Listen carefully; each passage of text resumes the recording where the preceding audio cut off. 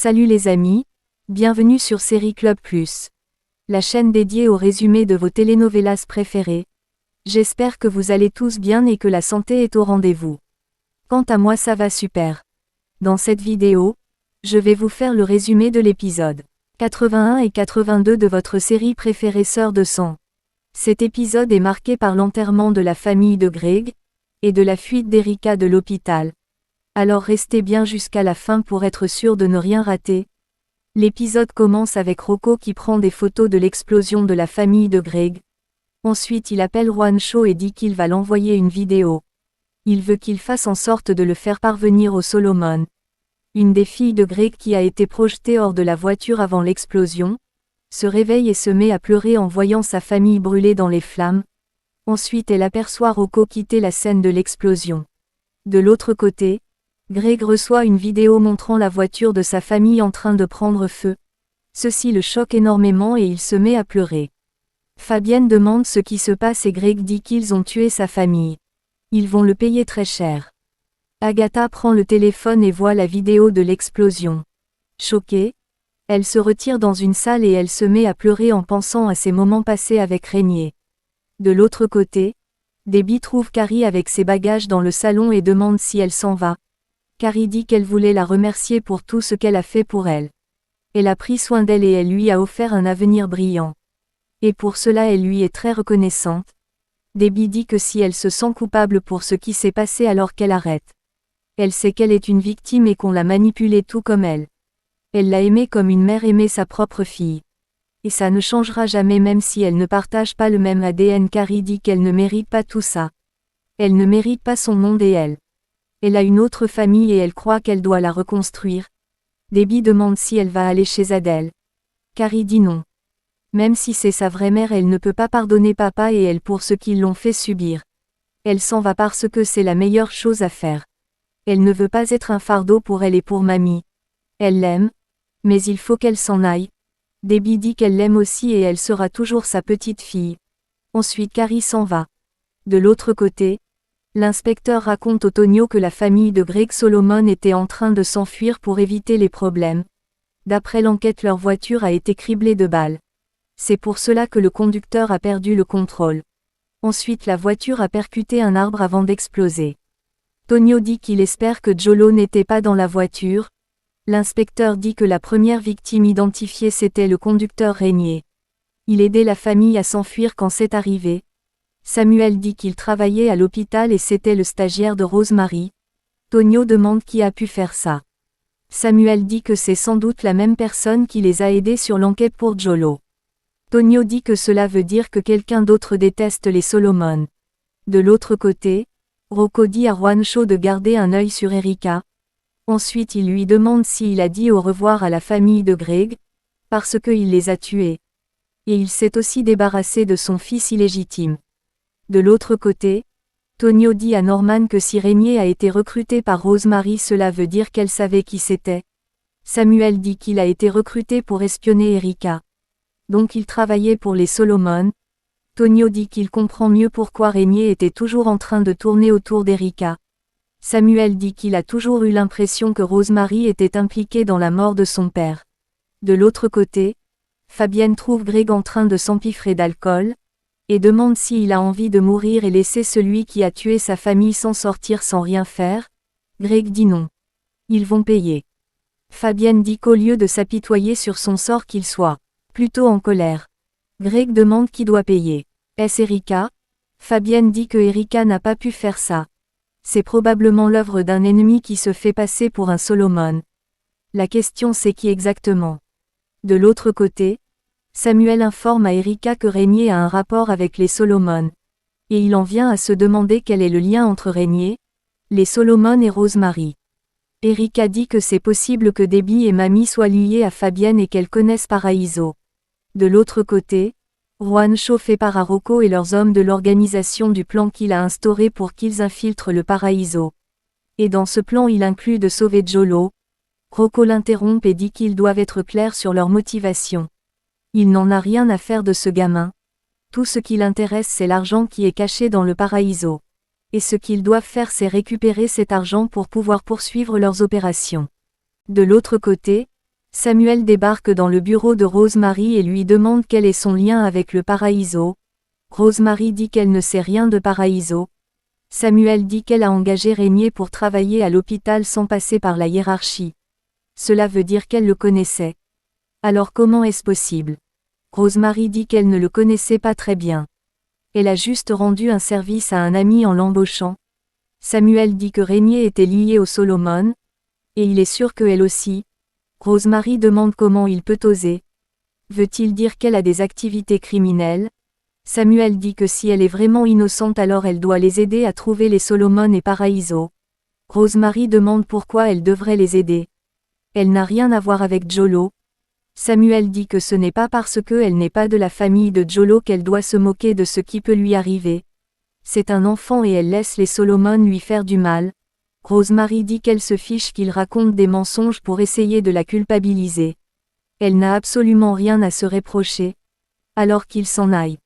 De l'autre côté, Bruce dit à Tonio que Erika va sortir de l'hôpital demain. Et avant de sortir elle devra payer les frais d'hospitalisation. Avec tout ce qui s'est passé il ne pense pas que Debbie voudra les prendre en charge. Et Rosemary non plus. Sarah arrive et propose à Bruce de l'aider à ranger les cahiers de coloriage de Jolo pour que Erika ne les voie pas quand elle va rentrer de l'hôpital. Tonio la remercie de s'inquiéter pour Erika. Ça fait du bien de penser qu'elle aussi s'inquiète pour Jolo. De l'autre côté, Rocco entre dans la chambre d'hôpital de Erika et dépose discrètement un papier journal sur la mort de la famille de Greg sur le lit, et il s'en va. De l'autre côté, Greg dit à son père que c'est très dur. Il ne peut même pas aller assister au deuil de sa famille. C'est Erika qui est responsable de tout ça. Fabienne dit qu'il doit personnellement éliminer cette femme. Ils ne vont pas laisser une femme les faire couler. Greg dit qu'il va à l'enterrement de sa famille. Fabienne dit que leurs ennemis sont là-bas. Greg dit qu'il ne peut pas les laisser le priver de revoir sa famille une dernière fois. Et pour Erika, il promet qu'il l'enterrera lui-même. De l'autre côté, Erika se réveille et trouve le papier journal qu'a laissé Rocco sur son lit. Alors elle le prend et lit à l'intérieur l'information de la veillée funéraire de la famille Solomon. Elle déduit que Greg Solomon sera aussi sur place.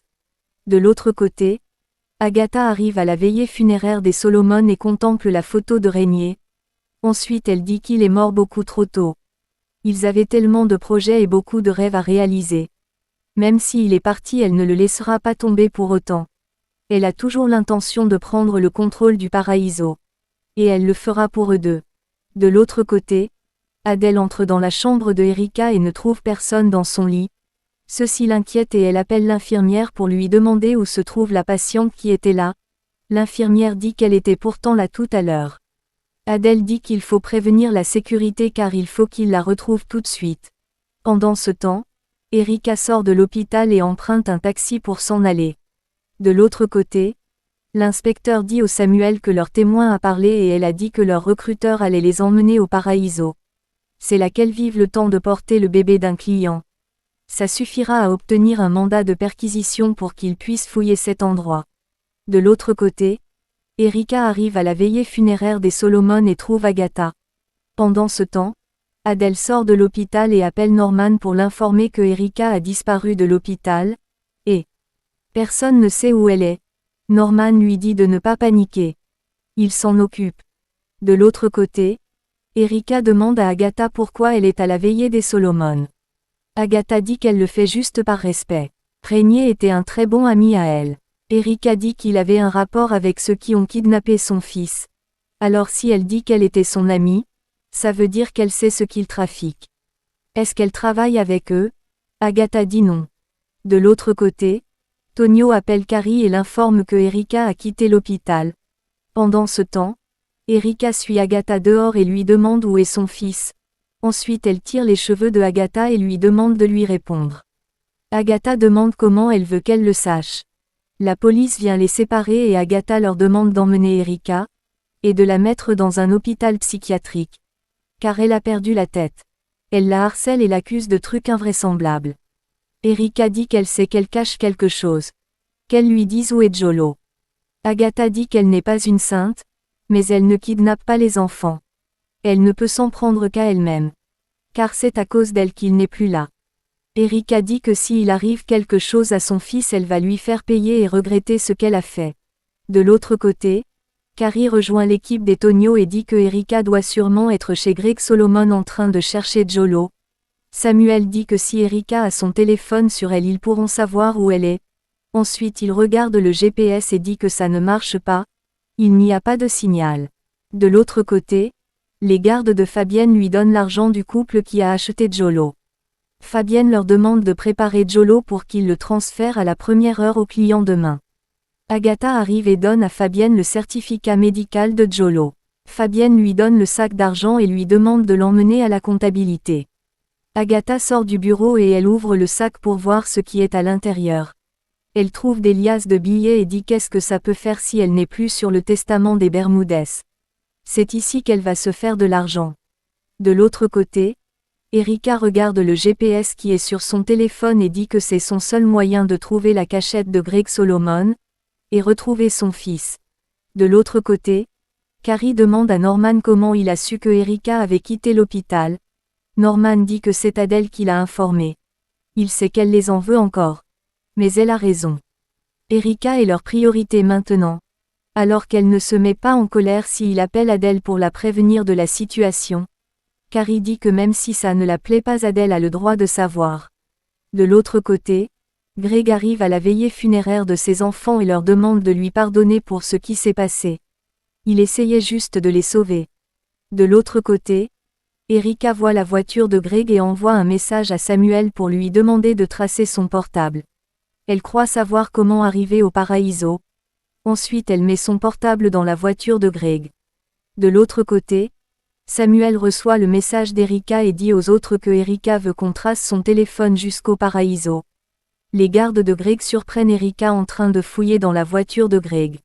De l'autre côté, les hommes de Fabienne lui disent qu'ils ont vérifié les caméras de surveillance le soir où Sarah a pris l'argent de la rançon. Mais elle a juste pris le sac et elle est partie avec. Elle n'a même pas vérifié le contenu du sac. De l'autre côté, les hommes de Greg emmènent Erika vers lui et celui-ci dit à Erika que c'est elle que les gens devraient pleurer. Parce que à cause d'elle il a perdu toute sa famille. Erika dit que ce n'est pas elle la responsable. Elle s'inquiète juste pour sa famille et elle n'a rien à voir à ce qui est arrivé à la sienne. Greg dit qu'il a perdu sa famille à cause d'elle. Erika lui dit de lui rendre Jolo. De l'autre côté, Sarah rejoint Fabienne dans son bureau et celui-ci passe un coup de fil à Rosemary, et lui dit que l'argent qu'elle lui a donné pour la rançon de Jolo, il n'y avait que les billets du dessus qui étaient des vrais. Le reste c'était que des bouts de papier. Rosemary dit que c'est impossible. Fabienne dit que celle qui a pris la rançon est là avec lui. Alors qu'elle lui pose la question, Sarah dit à Rosemary que le sac d'argent que Erika a apporté c'est celui qu'elle a pris et il était rempli de faux billets. Rosemary dit qu'elle est sûre d'avoir envoyé de vrais billets. Elle a envoyé 10 millions et elle ne sait pas ce qui s'est passé par la suite. Fabienne demande si elle se moque de lui. Rosemary dit qu'elle ne se moque de personne. S'ils ne sont pas capables de se faire confiance, alors peut-être qu'il faut que leurs routes se séparent. Fabienne dit qu'elle ne peut pas abandonner le Paraíso. Ils ont besoin d'elle.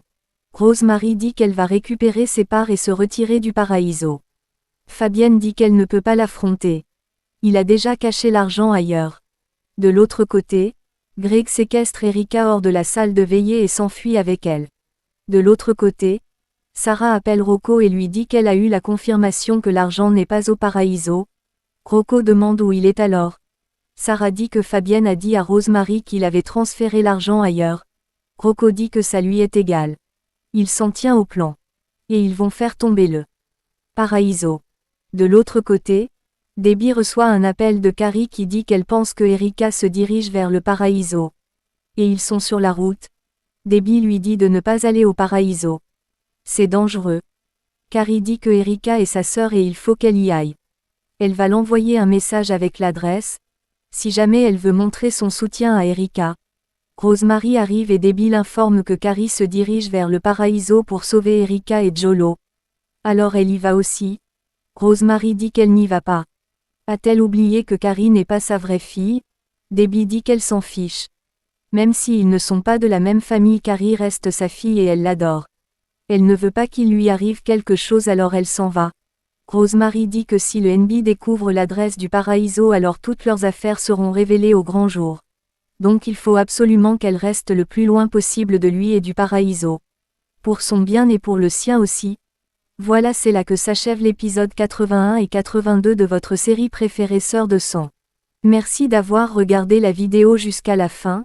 N'hésitez pas à cliquer juste là en bas sur le bouton merci qui est juste à côté du bouton partage pour encourager la chaîne à travers le super thanks. Ça me fait super plaisir et ça me motive à vous faire encore plus de vidéos.